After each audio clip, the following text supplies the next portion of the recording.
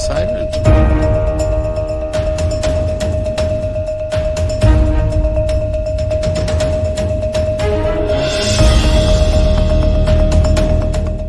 Hello everyone, welcome to Shri Ram's IAS YouTube channel. This is your mentor Aarzoo Kakkar. उम्मीद करती हूँ आप सब बहुत बढ़िया हो, खुश हो, स्वस्थ हो, things are fine at your place. और इसी उम्मीद के साथ आज का ये सेशन शुरू करते हैं, जिसमें ये आर्टिकल्स आपके सामने लिखे हुए हैं जो हमें कवर करने हैं। मैं आपको एक ब्रीफ दे देती हूँ कि how we will be covering in this particular session these articles, ताकि कनेक्टिविटी जो है फिर वो बनी रहेगी। एक इंडेक्स हो गया ना, जब भी आप एक बुक पहले खोलते हो तो आपके पास होता है कि अच्छा इस बुक में हमें ये पढ़ना है। So similar is the concept here. So I give you brief about it. शुरू करने से पहले लेट मी टेल यू, अगर जिन्हें ये सेशंस अच्छे लगते हैं तो प्लीज अपनी अटेंडेंस जरूर मार्क करें by liking the lecture. You can share it with your friends also, let others know about this session. We will have an extended family and comment section में अपने feedback भी जरूर दिया करो। Let's begin. Okay, so as far as this session is concern, पहला जो article आपके सामने पॉइंट लिखा हुआ है जो हम कवर करेंगे वो है प्रधानमंत्री किसान सम्मान निधि योजना। तो ये योजना आपके जीएस पेपर 2 से मेंस के पॉइंट ऑफ व्यू से इंपॉर्टेंट है, तो इसको हम देखेंगे इन डिटेल, राइट। अच्छा, इस योजना के साथ साथ ना, इसी योजना के लिंक में आप बोलो ये कंबाइंड ही है, बट एक इसके कॉन्टेक्स्ट में ही है, ऐसा आई वुड से, विकसित भारत संकल्प यात्रा। तो ये यात्रा कैसी है, इसका ऑब्जेक्टिव क्या है, why it is in news. So ये सारी डिस्कशन हम करेंगे। पहले हम कॉन्टेक्स्ट जो है वो इस यात्रा को लेकर ही है, विकसित भारत संकल्प यात्रा, इसके बारे में, इसके ऑब्जेक्टिव्स के बारे में पढ़ के then will jump to PM Kisan. ठीक है, ये योजना। Then you have desert cyclone exercise. तो ये एक्सरसाइज कौन से दो देशों के बीच में होती है, कहाँ होगी, कब होगी, ये सारी डिस्कशन आपके प्रीलिम्स के पॉइंट ऑफ व्यू से इंपॉर्टेंट है। So will discuss this. Then species बहुत इंपॉर्टेंट है, ये न्यूज के अंदर है, पैंगोलिन्स। तो पैंगोलिन्स के बारे में पढ़ेंगे। इंडिया में कौन से पैंगोलिन पाए जाते हैं, कहाँ पाए जाते हैं, इनका हैबिटेट, आईयूसीएन स्टेटस, इनके फीचर बहुत इंपॉर्टेंट है, डिस्ट्रीब्यूशन, कंजर्वेशन स्टेटस, ये आपके प्रीलिम्स के पॉइंट ऑफ व्यू से जाएगा। Then you have bubble baby syndrome. अब ये बबल बेबी सिंड्रोम एक डिसीज है जो कि न्यूज में रही, क्योंकि एक 2 महीने की बच्ची with bubble baby syndrome underwent bone marrow transplant Mumbai में। तो हमारे लिए इंपॉर्टेंट है बबल बेबी सिंड्रोम के बारे में जानना, व्हाट हैपेंस इन इट, और जो भी इसका ट्रीटमेंट, इसके कॉजेज, इसमें सिम्टम्स, वो सारी डिस्कशन हम करेंगे इसके अंदर। Last but not the least, you have X-ray polarimeter satellite. तो एक्सरे पोलैरिमीटर सैटेलाइट आपके प्रीलिम्स के पॉइंट ऑफ व्यू से भी जाता है, GS paper 3 space technology, right, achievements of Indians in science and technology, उससे भी आप लिंक कर सकते हो। सो ये आपके मेंस के पॉइंट ऑफ व्यू से भी है और प्रीलिम्स के पॉइंट ऑफ व्यू से भी है। आई होप अब आपको एक आइडिया लग गया है कि how we will be covering this particular lecture. ठीक है, शुरू करते हैं फिर। पहला article, Pangolin conservation project that launched to protect pangolins has succeeded at Pench Tiger Reserve and Satpura Tiger Reserve as the mammals have started to breed there. जिनकी मैं बात करूंगी वो आपको ये सर दिख रहे होंगे, इनका नाम है पैंगोलिन। ये एक पैंगोलिन है। अब आप देख सकते हो इनकी बॉडी पे ये स्केल्स हैं, है ना, ये स्केल्स हैं इनकी बॉडी पे। तो ये स्केल्स के लिए ही बहुत ज्यादा, अगर आप देखोगे, they are the most trafficked mammals in the world. Despite international ban है उनकी ट्रेड पे, फिर भी they are the most trafficked mammals in the world. तो पैंगोलिन्स के बारे में पढ़ते हैं। Let's start. तो यहां पर ये जो इंडियन पैंगोलिन है, they are very unique mammals. They are known as scaly anteaters. They are the only known mammals जिनके पास विद लार्ज कैरेटिन स्केल्स, जो कि उनकी, जैसे मैंने अभी आपको पिक्चर में दिखाया, that is covering their body. So there are 8 pangolin species, 4 Asia के अंदर है, 4 अफ्रीका के अंदर है। इंडिया के अंदर 2 टाइप्स हैं, एक इंडियन पैंगोलिन और एक चाइनीज पैंगोलिन। एक इंडियन पैंगोलिन हो गया और एक चाइनीज पैंगोलिन हो गया। इंडियन पैंगोलिन जो है that is also known as thick tailed pangolin. ध्यान रखना पहले तो इनका नाम और इनके जो स्केल्स हैं, that they are having this large keratin scales. 8 species है, और जिसमें 4 एशिया में है, 4 अफ्रीका में है, इंडिया के अंदर 2 पाए जाते हैं, इंडियन पैंगोलिन और चाइनीज पैंगोलिन। रही बात इंडियन पैंगोलिन की, तो इन्हें थिक टेल्ड पैंगोलिन भी बोला जाता है, and it is native to Indian subcontinent. ठीक है, So they are among the most trafficked mammals globally, even though there's a ban on their trade internationally. क्योंकि they're very fascinating creatures. They face a very significant threat. Indian pangolins अगर आपसे पूछा जाए कहाँ पर आपको देखने को मिलेंगे, दे आर फाउंड इन, मतलब इंडिया, इन दो पैंगोलिन्स हो गए ना, इंडियन पैंगोलिन्स और चाइनीज पैंगोलिन. इंडियन पैंगोलिन्स इंडिया में भी देखने को मिलते हैं, बांग्लादेश में भी, अपना ये जो सदर्न नेपाल पड़ता है उधर साइड भी, श्रीलंका में भी, और कुछ इधर अपने पाकिस्तान का पार्ट, सब अपने ही है स्मॉल पार्ट्स ऑफ पाकिस्तान.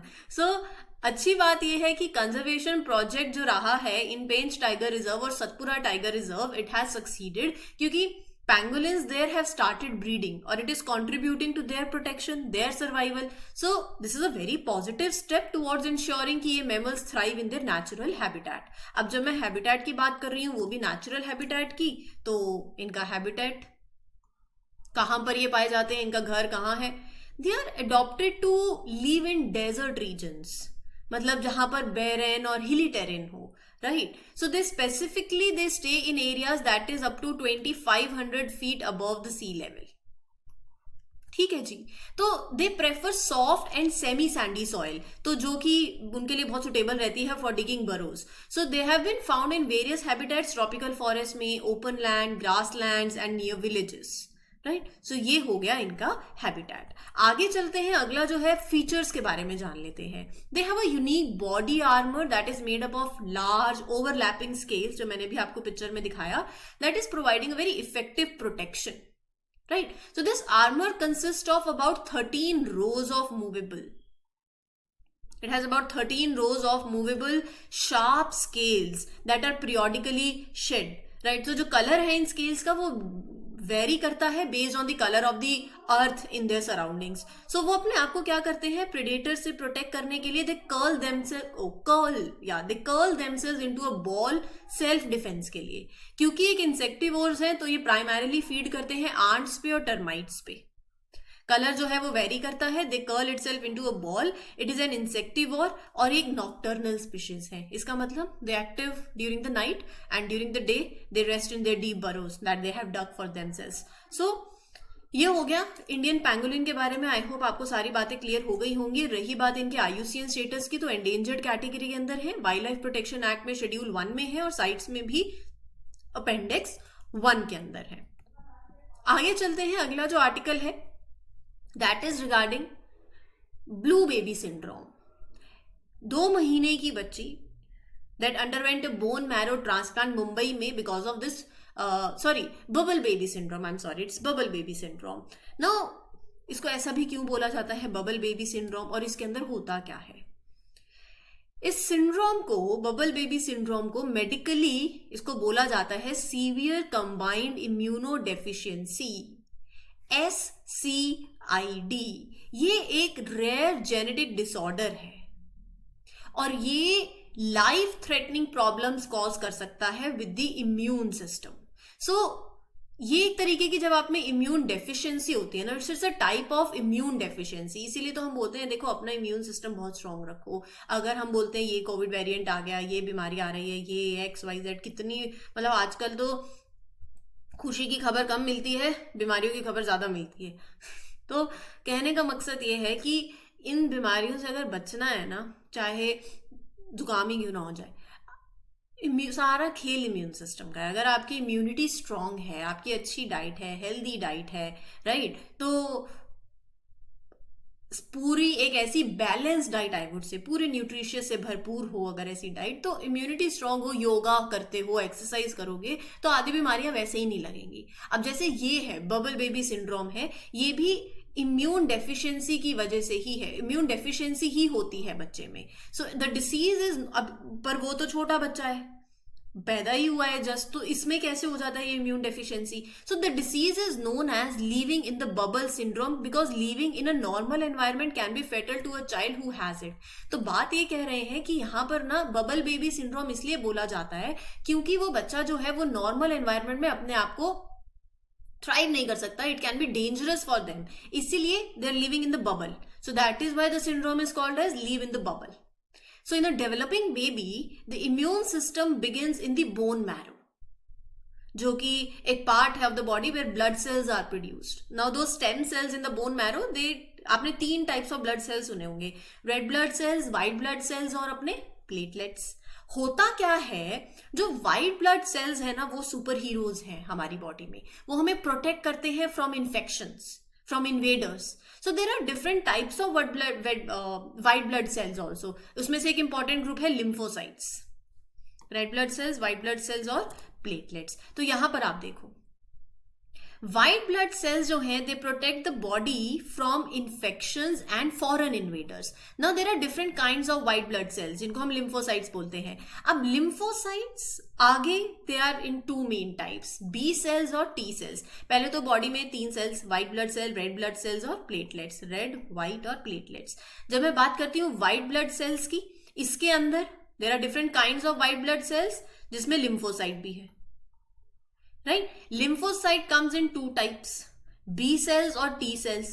ये बी और टी हेल्प करते हैं टू फाइट इन्फेक्शंस, राइट। ये जो लिम्फोसाइट्स हैं they are special forces in our immune system that are very crucial for fighting infections. अगर रही बात अब बी सेल और टी सेल की, टी सेल्स है वॉरियर्स की तरह that identify, attack, kill invaders, जैसे कि जो अपने हार्मफुल जर्म्स हैं। बी सेल्स का रोल क्या है, ये मेमोरी सिस्टम, ये याद रखते हैं, अच्छा इसने मेरे साथ दगा किया था 4 साल पहले, ये छोड़ के चली गई थी ठीक है। तो बी सेल्स जो है वो मेमोरी सिस्टम की तरह काम करते हैं। वो क्या करते हैं फिर, they make antibodies that remember an infection, कि कल को अगर ये इन्फेक्शन आया वापस से, so antibodies are ready to fight it off, क्योंकि उसने याद रखा, अच्छा 4 साल पहले यही इन्फेक्शन आया था। तो if the body is exposed to same infection again, these antibodies are ready to fight it off. So ये है अपने T cells और B cells, आपकी बॉडी को स्ट्रॉन्ग रखते हैं, इम्यून रखते हैं, और ये they are very crucial for fighting infections. तो अब होता क्या है इसके अंदर, SCID के अंदर, SCID is a combined immuno deficiency. इसके अंदर अपना T सेल भी और अपना B सेल भी दोनों इफेक्ट करते हैं। द की प्लेयर्स जो है इम्यून सिस्टम के, BOT, दोनों इफेक्ट हो जाते हैं। तो SCID के अंदर एक बच्चे की बॉडी जो है, इट हैज या तो बहुत ही कम लिम्फोसाइट्स है या फिर जो है वो सही से काम नहीं कर रहे हैं, और इसकी वजह से जो अपना इम्यून सिस्टम है वो ढंग से फंक्शन नहीं करेगा, और फिर ये उस बच्चे के लिए बहुत ही मुश्किल हो जाएगा, हार्ड हो जाएगा, आई वुड से इम्पॉसिबल हो जाएगा to battle with these germs, अपना वायरस, बैक्टीरिया, फंगाई जो इन्फेक्शंस कॉज कर रहे हैं। So that happens in SCID। So SCID क्या होता है, it disrupts the body's defense system by affecting these crucial white blood cells, and then it makes difficult for the immune system to fight off the infections. अच्छा, फिर कारण क्या है इसके? अब ये तो बच्चा है, पैदा हुआ है, कारण क्या हुए? कारण हो सकता है inherited mutations in more than 1 different genes। इसका मतलब कि एक बच्चा जिसको SCID है यूजुअली इनहेरिट्स द कंडीशन, या तो फ्रॉम बोथ देयर पेरेंट्स और या फिर कोई भी एक में से। अब सिम्टम्स क्या होते हैं, ऐसा नहीं है कि एकदम से बच्चा हुआ और ये सिम्टम देखने लग जाएंगे। पहले बच्चा हेल्दी ही लगेगा, बट बाद में, मतलब आप लगाओ फर्स्ट बर्थडे के अराउंड भी, वो बाद में इश्यूज अराइज होते हैं after the birth. So the baby में नॉट ग्रो और gain weight as expected, failure to thrive हो गया एक सिम्टम। फिर दूसरा chronic diarrhoea, persistent and ongoing issues with diarrhoea. Then you have the baby में experience frequent and often respiratory infections, और oral thrush, मतलब a type of yeast infection in the mouth, ऐसे लगा सकते हो, which can be visible as white patches. Then एक और symptom है, कुछ ऐसे सीधे इन्फेक्शन हो सकते हैं that are prone to bacteria, virus, fungi. So these infections can be challenging to treat. अब ट्रीटमेंट क्या है? फिर सिम्टम्स तो मैंने बता दिए, ये सारे आपके सिम्टम्स हैं। ट्रीटमेंट क्या है? ट्रीटमेंट ऐसा है कि SCID is considered a paediatric emergency, क्योंकि विदाउट ट्रीटमेंट वो बच्चा जो है they is unlikely to survive beyond their first birthday, ऐसा लगा लो। So most common treatment is stem cell transplant, जिसको बोन मैरो ट्रांसप्लांट भी बोलते हैं। ठीक है, स्टेम सेल ट्रांसप्लांट के अंदर बच्चा रिसीव करता है special cells, stem cells from the donor. ये स्टेम सेल्स के पास पोटेंशियल है to develop into different types of blood cells, जो मैंने आपको बताया, including those crucial white blood cells जो कि आपका इम्यून सिस्टम मेकअप करते हैं। So goal is for these new stem cells to rebuild the child's immune system, जो कि फंक्शन प्रॉपरली नहीं कर रहा था ड्यू टू SCID। अब उम्मीद करती हूं कि आपको SCID से कोई भी डाउट नहीं होगा। इस पर्टिकुलर आर्टिकल की सारी इंपॉर्टेंट चीजें कैसे होता है फ्रॉम स्क्रैच मैंने आपके साथ शेयर कर दी हैं। Do let me know in the comment section. फिर भी कोई दिक्कत है तो आई ऑब्वियसली वापस से ले लेंगे। कोई डाउट हुआ तो नेक्स्ट सेशन में आपको समझा दूंगी। ठीक है, आगे बढ़ते हैं। अगला जो आर्टिकल है वो है आपका जॉइंट मिलिट्री एक्सरसाइज। एक्सरसाइज का नाम है डेजर्ट साइक्लोन 2024। ये होती है इंडिया और UAE के बीच में। That will be held from 2 January to 15 January in Rajasthan. तो सारी इंपॉर्टेंट बातें तो इसी में ही कर दी। क्या क्या बातें करी हैं? एक तो डेजर्ट साइक्लोन एक्सरसाइज है, ये किसके बीच में होती है? इंडिया और UAE के बीच में होती है। ये पहला एडिशन होने वाला है इंडिया और UAE के बीच में। कहां पर होगा? राजस्थान के अंदर होगा। एक मिलिट्री एक्सरसाइज है।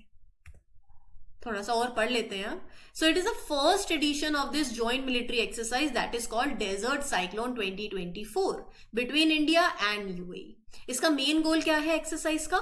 To improve cooperation, to improve coordination. किसके बीच में? मिलिट्री फोर्सेस के बीच में, दोनों कंट्रीज की, पर्टिकुलरली कहां पर? अर्बन ऑपरेशंस में। सो द एक्सरसाइज एक बहुत ही सिग्निफिकेंट माइलस्टोन है in the strategic partnership between India and UAE। सो इसका एम क्या है? इसका एम है इंटरऑपरेबिलिटी को एनहांस करना by learning and sharing the best practices in urban operations. ठीक है जी। तो यहां पर हम इसके थोड़े से अपने इंडिया और UAE के रिश्तों के बारे में थोड़ा सा जान लेते हैं। इंडिया और UAE के डिप्लोमेटिक रिलेशंस बहुत पुराने हैं, 1972 के रिलेशंस हैं। UAE ने ओपन करी अपनी एम्बेसी दिल्ली के अंदर 1972 के अंदर, और इंडिया ने अबू धाबी के अंदर 1973 में। द फर्स्ट एवर इंडिया और UAE के बीच में होने वाली जॉइंट एयरफोर्स एक्सरसाइज 2008 में हुई थी, सितंबर में, at Al Dhafra base in Abu Dhabi. ठीक है जी। फिर उसके बाद इंडिया रेगुलरली पार्टिसिपेट करता है in the biannual IDEX international defence exhibition. कहां पर? अबू धाबी के अंदर, जिसके अंदर आप अपनी डिफेंस कैपेबिलिटीज को शो करते हो। Regular participant of this exhibition. और इसी के साथ साथ this year earlier 2 Indian navy ships INS Visakhapatnam और IS Trikand participated in the bilateral exercise that is called Zayed Talwar, UAE के साथ। इस एक्सरसाइज का मकसद है to enhance coordination, collaboration between the navies of both the countries, between these 2 navies. Sorted है। आगे बढ़े। अगला जो आर्टिकल है वो है आपका प्रधानमंत्री किसान सम्मान निधि से जुड़ा हुआ। न्यूज में इसलिए है क्योंकि गवर्नमेंट स्कीम रही है एक, जिसका मकसद रहा है कि फार्मर्स को फाइनेंशियल सपोर्ट दिया जाए, है ना। लेकिन रिसेंटली क्या हुआ है, जो नंबर ऑफ बेनिफिशियरीज हैं, यानी कि जो फार्मर्स हैं जो रिसीव कर रहे थे support, they declined by how much percent? By more than 20%। 10.47 crore से 8.12 करोड़ हो गया ये नंबर। सो गवर्नमेंट ने क्या किया? Obviously you have to take proactive measures so that we have Viksit Bharat संकल्प यात्रा। तभी तो मैं आपको बोल रही थी कि ये दोनों चीजें आपस में लिंक्ड हैं। अब ये यात्रा के बारे में भी पढ़ेंगे और इस किसान सम्मान निधि के बारे में भी पढ़ेंगे। ये जो ड्राइव है, it was like a focused effort to include more farmers, क्योंकि फार्मर्स ही तो कम हुए हैं, उनको PM किसान स्कीम में और इंक्लूड किया जाए। और इस इनिशिएटिव के बाद हुआ भी 34 lakh farmers have been added back to the list of beneficiaries. Sorted है। 34 लाख फार्मर्स इस यात्रा के बाद फिर ऐड हुए। अब हमारे लिए तो यात्रा पढ़नी जरूरी हो जाती है बहुत। विकसित भारत संकल्प यात्रा एक नेशन वाइड कैंपेन है, जिसका मकसद क्या है? कैसे ऐड करोगे आप? जागरूकता लाके, अवेयरनेस लाके, एंड इंश्योरिंग कि ये जो गवर्नमेंट स्कीम्स हैं they are being effectively implemented across the entire country. So ये एक कैंपेन है जिसका मकसद है creating awareness and ensuring that they are being implemented. So the campaign covers all gram panchayat, nagar panchayat, urban local bodies. ठीक है। अब रही बात इस कैंपेन के ऑब्जेक्टिव की, 4 ऑब्जेक्टिव्स हैं। पहले तो वल्नरेबल तक पहुंचना, कनेक्ट करना लोगों के साथ। कनेक्ट कैसे करोगे? पहले तो आइडेंटिफाई करो, फिर कनेक्ट करो उन लोगों के साथ जो एलिजिबल है फॉर वेरियस गवर्नमेंट स्कीम्स, लेकिन अभी तक उन्हें बेनिफिट नहीं मिला है, पहली बात। दूसरी बात, इंफॉर्मेशन शेयर करो वाइडली, अवेयरनेस रेज करो अबाउट डिफरेंट गवर्नमेंट स्कीम्स, ठीक है। तीसरी बात, engage with the individuals who have benefited from government schemes, ताकि वो अपनी पर्सनल स्टोरीज, अपने एक्सपीरियंसेस को शेयर करें, है कि नहीं? Reach out to the vulnerable, disseminate the information और अपनी पर्सनल स्टोरीज और एक्सपीरियंस शेयर करें। और fourth, actively enrol these new beneficiaries by gathering details during this विकसित भारत संकल्प यात्रा, तो उनकी एनरोलमेंट भी हो जाएगी। तो ये इस पर्टिकुलर यात्रा के 4 मेन ऑब्जेक्टिव्स थे। So this campaign involved the collaboration effort from various ministries, departments, state government, central government, organizations, institutions, सबका अप्रोच रहा है। सब इसमें कंबाइंड एफर्ट रहे हैं अलग अलग लेवल पे, है ना, गवर्नमेंट के और ऑर्गेनाइजेशन के। अच्छा, तो हमारे लिए इंपॉर्टेंट पीएम किसान भी हो जाता है फिर, प्रधानमंत्री किसान सम्मान निधि योजना। अब ये जो योजना है ये 2018 के अंदर ऑपरेशनल हुई। इसका मकसद है फाइनेंशियल सपोर्ट देना to land holding farmers, so supplementing the financial needs of land holding farmers. 2018 के अंदर ये स्कीम लॉन्च हुई। इसके फाइनेंशियल बेनिफिट क्या है? फार्मर रिसीव करेंगे 6,000 रुपए हर साल के, और ये अमाउंट 3 इंस्टॉलमेंट्स में जाएगा एवरी 4 मंथ, डायरेक्टली उनके अकाउंट में चला जाएगा थ्रू डायरेक्ट बेनिफिट ट्रांसफर। ठीक है, फाइनेंशियल बेनिफिट हो गया। अब इस स्कीम का स्कोप क्या है? Initially it was meant for small and marginal farmers जिनकी लैंड होल्डिंग रही है अप टू 2 हेक्टेयर्स, बट ये स्कीम बाद में एक्सटेंड हो गई और ये कवर कर रही है all the land holding farmers. तो इस स्कीम का स्कोप जो है वो भी एक्सपैंड हो गया। अच्छा, फंडिंग की बात करूं तो ये 100% सेंट्रल सेक्टर स्कीम है और ministry of agriculture and farmers welfare के अंदर आती है। वी हैव पीएम किसान मोबाइल ऐप ऑल्सो। उसको किसने डेवलप किया है? It is developed by national informatics centre in collaboration with ministry of electronics and information technology. Objective क्या है? ऑब्जेक्टिव यही है, जो स्मॉल एंड मार्जिनल फार्मर्स की फाइनेंशियल नीड्स है उसको सप्लीमेंट किया जाए, इंश्योर किया जाए उनकी क्रॉप हेल्थ को प्रॉपर रहे, उनकी यील्ड सही रहे, और फार्मर्स को प्रोटेक्ट किया जाए कि आप ज्यादा मनी लेंडर्स पे रिलाई मत करो, है ना, ज्यादा ब्याज लगेगा। सो दैट इज द पर्पस, और वो अपनी फार्मिंग की प्रैक्टिस को आगे कंटिन्यू भी करते रहे। तो यहाँ पर अगर मैं बात करूं, फिजिकल वेरिफिकेशन मॉड्यूल है जिसे जो मैंडेटरी फिजिकल वेरिफिकेशन है 5% of the beneficiaries every year is conducted, ताकि ये इंश्योर करने के लिए कि प्रॉपर इंप्लीमेंटेशन हो रही है स्कीम की। अच्छा, इसमें ना एक चीज और है, मैंने आपको शुरू में पढ़ाया कि ना यहाँ बहुत चैलेंजेस देखने को मिले हैं हमको। पीएम किसान में एनरोलमेंट कम हो गया था, नंबर गिर गया था, तो दिक्कतें कहाँ आई?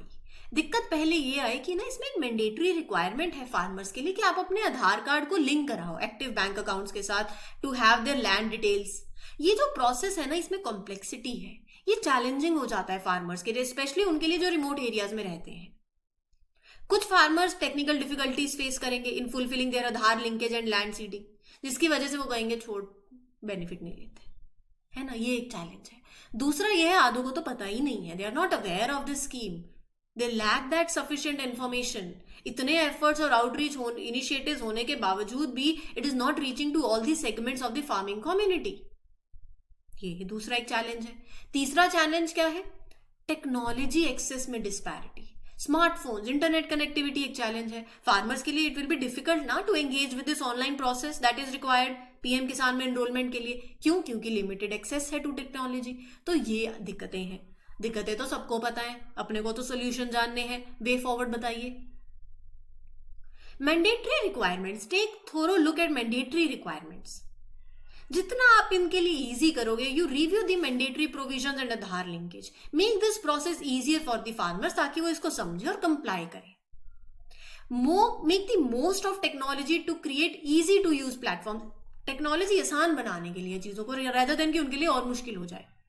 Using smartphones and internet to design system that are farmer friendly and accessible, right, simplify the compliance process. And last, community level पे एंगेज करो, ऐसे प्रोग्राम्स एस्टैब्लिश करो जो डायरेक्टली एंगेज करो आप जिनको कम्युनिटीज के साथ, वल्नरेबल्स के साथ, रिमोट एरियाज के साथ, ताकि फार्मर्स को असिस्टेंस मिले, वो इजीली पार्टिसिपेट कर पाए। और local authorities, agricultural services, NGOs के साथ क्लोजली काम करो। आइडेंटिफाई कि कौन वो फार्मर है that are not aware of this benefits, provide support in helping them to enrol, comply with the scheme. Sorted है। चलिए फिर इसी के साथ चलते हैं हमारे अगले आर्टिकल पे, जो कि मैं लूंगी अपना एक्सरे रह गया है, दैट सैटेलाइट, वो X-ray polarimeter satellite, I take it in the next session. इस पर्टिकुलर सेशन के लिए इतना ही। उम्मीद करती हूँ आपको ये सेशन अच्छा लगा हो। कोई डाउट हो, you can ask me in the comment section. उस वाले आर्टिकल को इन डिटेल लेंगे in the coming lecture. This is your mentor Aarzoo Kakkar signing off for this session. Happy learning everyone, all the best, take care, thank you.